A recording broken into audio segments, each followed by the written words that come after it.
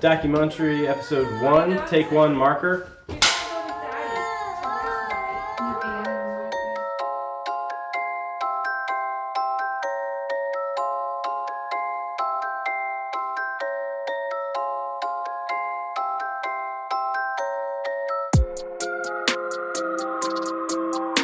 It's the same story over and over and over again, and they just happen to look different. But it's the same American story.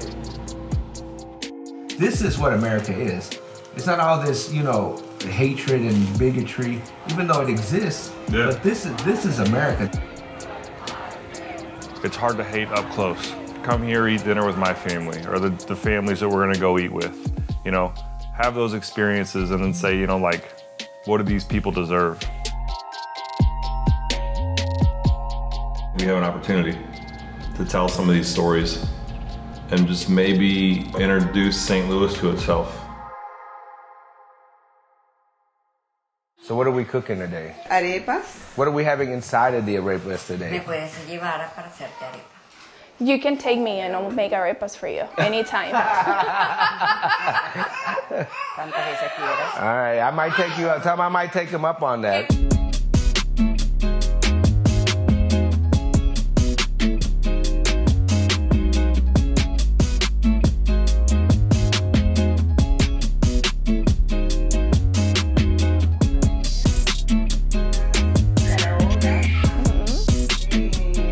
We're gonna have black beans. I think we're the only country in South America that call black beans different than the rest. Comida típica de nosotros los venezolanos. Very typical of South America, and in Venezuela we call it caraotas. Caraotas. Yeah. Caraotas. Sometimes like Argentinian style, they'll put like culantro in there. Like for Vietnamese cooking, we use a lot of culantro in like soups and marinades and stuff like that. So, so I didn't know if there was like slight variations. Arepa is very straightforward. It's like cornmeal, made in form of we call it when we explain what arepa is, we call it it's like a pita bread. Sure. So, but what it makes it different, I think, is what we really put inside and how we put the stuff inside the arepa. In other countries, I don't think they do. They put it on top. Right. Yes. Okay. That's a big difference good to there. know. Today we're keeping it simple. It's what we eat pretty much every Sunday. We do eggs, black beans, cheese, and turkey. I love it. God, thank you for this day, for the time we had to be together, for the food you provided us. Help us to live lives that are pleasing to you. Amen. Amen. All right, so this is what we got. We got arepas. We'll pass these around. I'll show you, Kui, how we do this. So I take one side of it. You cut it in half, right? So it has a little mouth on it. And this is what I do, is scrape the inside out of it and just leave it to the side. You take some butter. There's 3 kinds of cheese down there, whatever you want. So I take a little bit of butter. I put that in there while it's still hot. You gotta get the butter quick. Did you scrape the inside out? They don't do that sometimes. No, I like to keep the inside. All right. Really? I like starch. So boom, I take an egg, throw the egg in there whole. Your little turkey. Oh, I like this. This is heaven. Sometimes I put beans in there. Turkey. So we got plantains. You don't put the plantains inside. You just grab it. What? I don't put the plantains inside. But you could. That's because I'm a white boy. I put hot sauce. They don't ever put hot sauce. No, never. Avocado, some salt. And this is called Malta. Usually Goya makes it also. Malta, India. And it's just a malted soda. That's it. And it tastes like a little real sweet malt liquor, but it won't get you turned. We've been eating this since we met about 11 years ago. Yeah. I proposed to Yeah, Yudi we're that old. a year to the day after we met. And then Wow. Exactly a year. We married March 9, 2007. we got married in May, just at the courthouse. And the reason we got married at the courthouse is because we were trying to get her mom to come here just to visit. And she got her travel visa. She didn't want to come here and stay. She's like, I don't want to go to America. I don't want to, whatever. I'm not trying to stay there. But she got her visa denied 6 times. Why did they tell you couldn't come? Ellos te daban alguna razón porque no podías venir cuando te negaban la visa.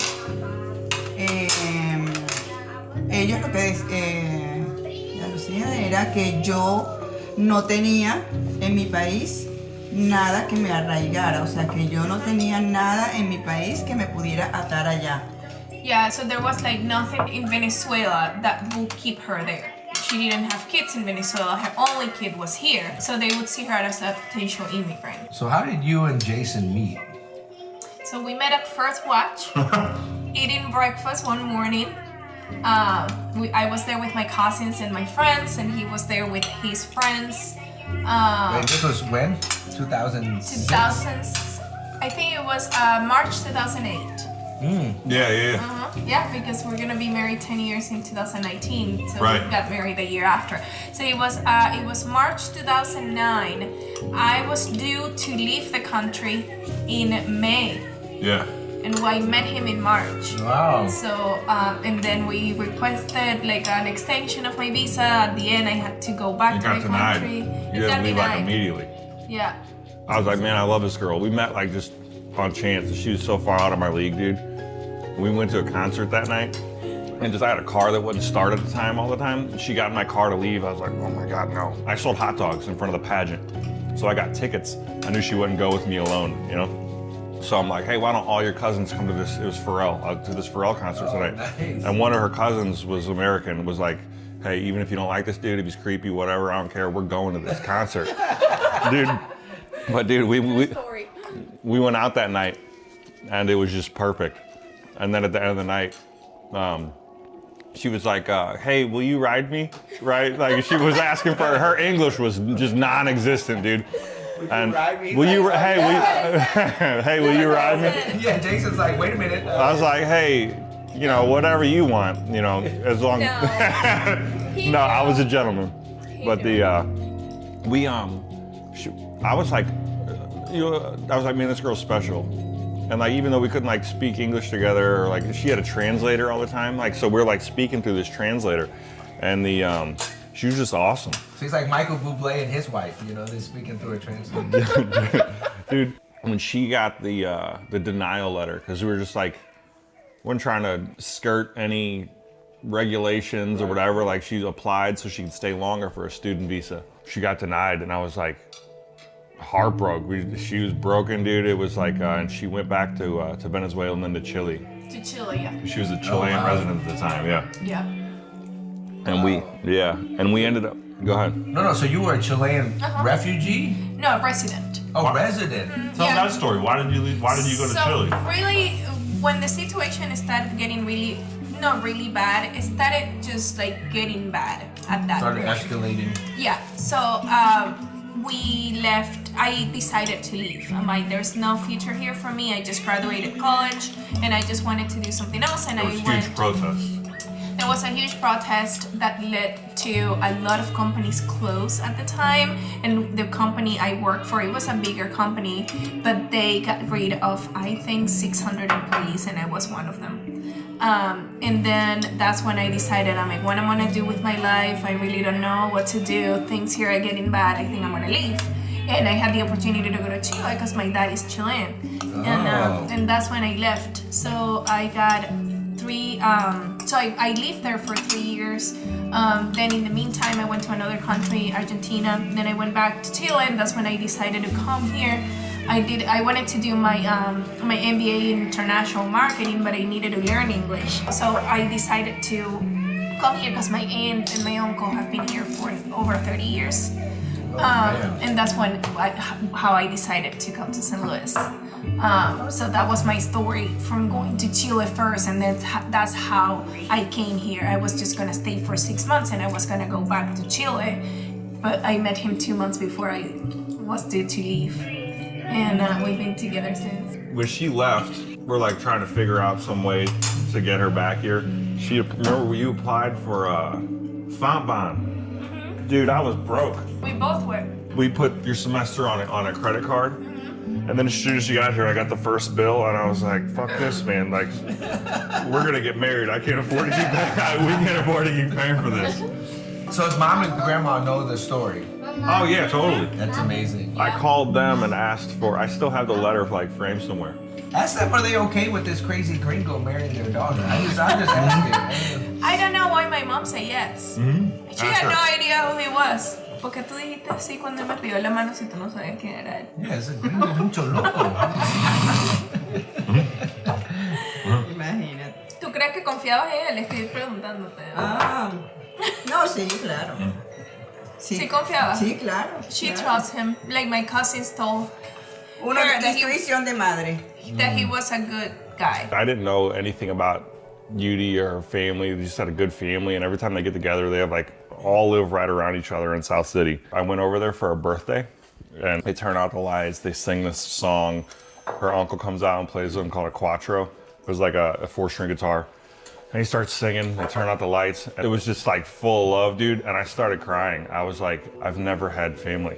You know, like this is family. Like this togetherness, this like love, like, and there wasn't like, I hate Aunt Martha. You know what I mean? It was like everybody, you know what I mean? It was like all like together. I don't know if like out of necessity or that's just the culture there was. But I was like, I have to stay in this, whatever happens. You know, part of what built the American fabric was obviously we're a land built on immigrants, right? We're, you know, the Irish, the Italians, the Jewish, the Chinese. I mean, at the time, you know, the Ellis Island immigrants that come in, you know, all you have is your family, right? So I think, you know, somewhere along the line, sometimes, you know, we lose that in America sometimes, and it takes, you know, and I think that's what happened here, you know, it's the love of, I mean, because all you have is your family. If you don't stick together, you may not make it. And so same thing with my family in Vietnam. So I think that's kind of like, you know, the beauty, there's a lot of beauty in that, and there's a lot of strength in that, and I think that's what kind of, you know, that's what helped you too. Yeah. So like my grandmother passed away. My granddad loves her, right? It's like they got a little thing going on now, right? They'll like we'll go to dinner, and they'll hold hands under the table and stuff. You give her a little kiss. Oh, it's awesome. But when Yudi got like, so we were applying for her mom to come here forever. Like she's super Catholic. She wanted to get married in the Catholic Church, whatever. And you know, I think it was 6 times. Like it was denied. You know, she wanted to come for like a month at a time. And then we got pregnant, and you know, that was, she got pregnant. She got pregnant. I did all the work though. And you got the paperwork saying that you were gonna get your citizenship. Yeah. And we had been applying 5 years at the time. And she had her visa for, you know, she was like a 10-year visa, and she'd come in and out of the United States all the time, never to stay with us. But then she was at the ceremony with my grandfather when Yudi got her citizenship. And in the room, you could see it. I mean, like if nobody's ever, if you guys haven't been to, you know, you've obviously been, you know, but I think it's the best free show in the world is seeing these people who, you know, more than anything want to come and like cut out a life for themselves and give back and contribute. And some of the stories that you would hear, like Yudi was the first one to, I love you. What, like the first story, you know, was Yudi's, and they were like, we don't have time for everybody to tell their story, but if you could say, you know, who you are, where you're from, and how long you've been applying, and what your profession is, right? And Yudi was the first, and so she just told her whole story, right? And then so everybody else did. And man, it was people that were like, you know, I was a brain surgeon in Iran. You know, I've been driving a taxi here for 20 years. I've been trying to apply. You know, I came here as a political refugee. Like, oh my God. And there was 50 people in the room, and everyone there was so overqualified. You know, I don't know what qualifications mean to be an American, but like I hear that talked about, you know, like who we letting in. Like, I'm like, man, if this is any kind of sample size of the people that are wanting to come here and be Americans, like please, like send more of them. Sure, they're not murderers and rapists. Dude. You know what I mean? So that day, we had been applying for her to come here forever. This lady comes out all nonchalant after their citizens down. And so she comes out and says, now that you're all citizens, you know, your immediate family are residents, right? And you could see in the room, like literally everyone was like, oh. And I knew their experience. Like we've been trying to get her here for 5 years. The night that she came was the night that Michael Brown, that the protests were jumping off. So she's flying into St. Louis, literally just left the war zone, right? Like people hadn't, like food was scarce. People were getting assassinated.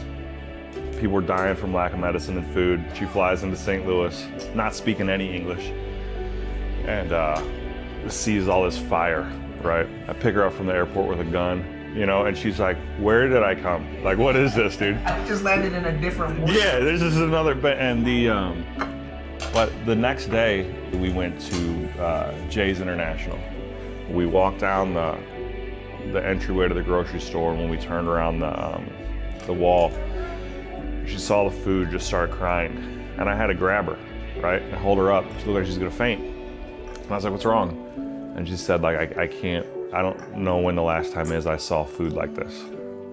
And then I'm crying, and Yudi's crying. We're just standing in front of Global Foods, and we had just told her that Yudi's pregnant. You know what I mean? It was just all kinds of craziness, man. But I was gonna say, like, the first time that we flew her back to Venezuela, our bags were over full. The person that was checking us in said, you gotta mix these bags around or get rid of some stuff. When we opened the bags, it was all food, right? It was 3 luggages full of food. And the lady just said, oh my God, like, just close it, take it. Right now in Venezuela, whenever there's food available, they sell it to like a third party, and they sell it for the triple of what it costs. So you really can't buy it. Sometimes she has to make like lines and lines. Sometimes because she's older, sometimes they will like put them closer to the line. But many times, even when she get in front of the line, there was no food. The political climate in Venezuela is obviously very difficult right now. So, I mean, like growing up, like when did Grandma really see like the political climate starting to really change from when she was a child? When things really, according to her, got bad, it was about like in the 78. There's a lot of corruption in my country because we had at some point a rich country, you know, we have oil. Right. We left Vietnam in 1978.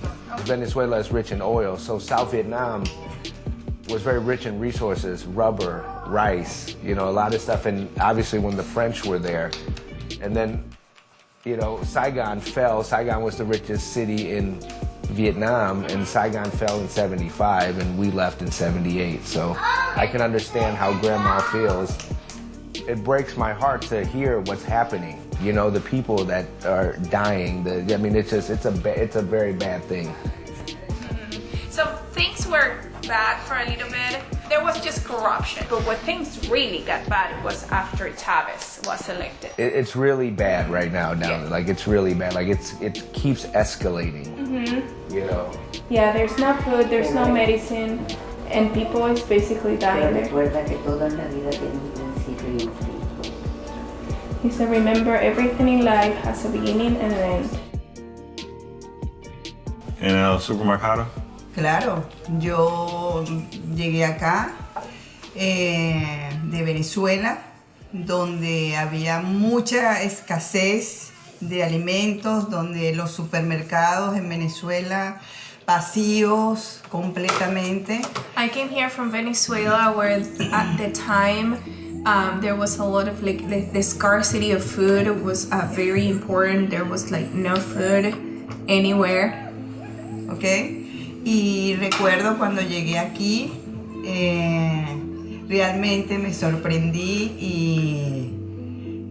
y fue muy fuerte porque estaban todos los supermercados llenos de todo lo que nosotros hemos necesitado allá en nuestro país, pues, en Venezuela. Sí.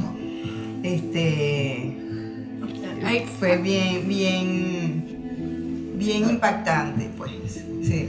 Okay, let me translate. So she said she remembers when she came back, and then she was just like, her impression was when she saw the food, it was like, wow, now I have access to all these, but my family doesn't. And it was just like a moment of like realization of like how bad they were there. So that moment when she came and saw that, and so that's the first thought she had. You feel bad because she, right? It's like I'm fortunate enough to have this, but then reality sits in that, you know, my family and so many people don't have access to this. Right. So that's what she said. It was just like the realization of like I have access to this now, but my family doesn't have anything. So, but estoy feliz de que estés aquí, madre. That was when it set in for me, like how much we take for granted. You know, that you want anything. You know, even if you don't get, like, even if it's difficult to get, we still have access to anything we want here. Thank you for telling this story. Everyone needs to hear this. Everyone. Yeah. You know, it's an important thing. We forget, and like you said, we take for granted every day. Was it her intention to come here and stay? No, o sea, It wasn't her intention to come and live here. The circumstances happened like that because we tried to apply for the visa many times and it was denied. But she wanted just to come here, you know, stay 2 months at a time, travel. You know, like she's never been in the United States, so she wanted to see the country and be with us and, you know, have a vacation time, family time, and leave. That was her intention initially, and but the circumstances got there, and the denial of the visa. Yeah, we were like, if 3-4 times, and then I had to apply to bring her as a citizen or as a resident, so she can finally be here with us. But yeah, it wasn't really the plan, but it happened like that, and now she's been here for years. Good, don't go, stay. And now with my grandma, it's the same. My grandma's situation got to that point that we are not sure is that she's going back because we don't know if it's safe for her to go back. Her intention is not to come and live here either, just to come and stay and be here. But do you feel like an American? I do now. I do now after I have my home here, my family. I can miss Venezuela so much, and I can miss what I had growing up there, but now here I feel like this is home for me, and I take the best every day of this country, and I thank this country every day for opening the arms for me and taking me as one of its own. But now I have my little Americans running around and I have a little American dog. Well, he's really French, but we like diversity in this house. But yeah, America is an idea. It's not where you come from. Right. That's the beauty of what America is because we all come from different walks of life, but we share a same idea, a same vision. And so, you know, America, doesn't matter if you're Venezuelan, if you're from Nigeria, Vietnam, you know, France, doesn't matter. You know, being American is an idea. So that's a beautiful thing. yeah. You feel proud to be an American? Yeah, I came here with hopes of having, you know, a better life. And the country said, yes, you can come here. This country accepted me and said, you can come here and have the life you're looking for. And by that, it's just like a great thing. I'm here, I have my family, and I love it.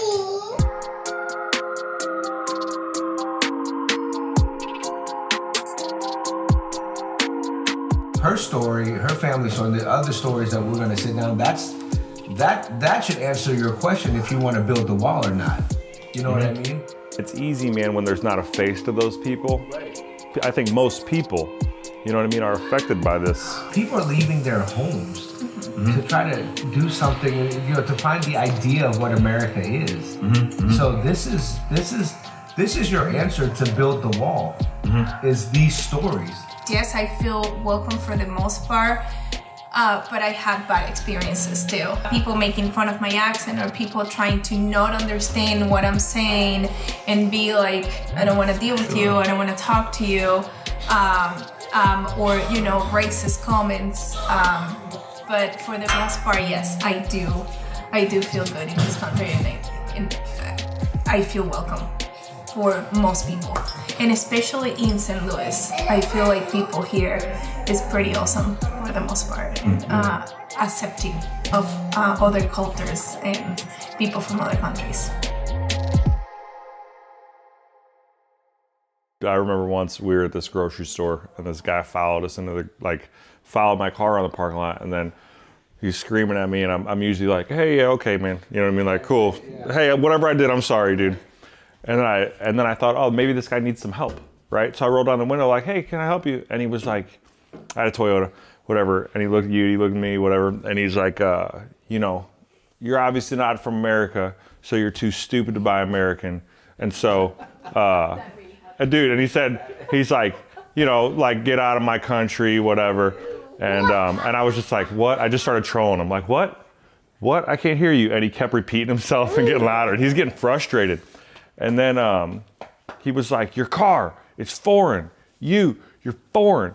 Get out of the country. You know, I'm getting heat. I'm thinking like, man, should I beat this dude up? You know what I mean? But I was like, I really just felt sorry for him. I'm like, man, this dude's just been fed some crap. I was like, don't do anything. On the other side of that, 10 years we've been here, there's probably a handful of altercations, you know, regarding the race or immigration that we've been in.